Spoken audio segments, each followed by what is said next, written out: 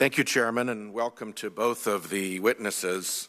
Let me start by saying that we've heard a great deal in the course of this hearing about rural infrastructure.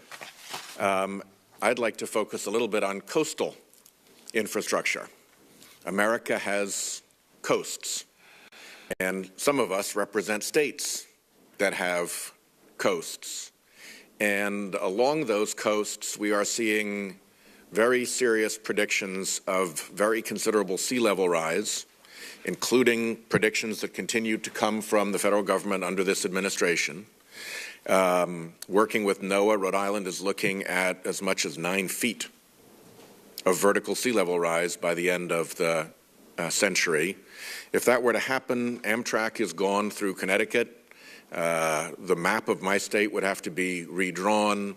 A considerable amount of our wastewater infrastructure, which tends to be low because of where it stands in the gravity flow, has to be relocated. Coastal highways, coastal evacuation zones, flood maps. There's an enormous amount of work that has to be done to prepare for what we now have been told very strongly by the federal government is coming at us. So I'm a little bit concerned that the words like coastal or sea level rise or storm surge, things that we have to live with and prepare for, don't appear in the infrastructure plan. And I'm hoping that as we develop this plan, you will be accommodating of that fact and of our coastal states' needs that infrastructure be designed, redesigned, maybe even relocated for the foreseeable prospect of that kind of damage.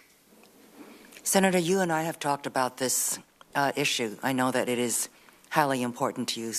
So I think your constituents should also know that you have brought this up many times with me. Yes. I had not thought about that, so let me take a look at the language. Thank you. Yeah.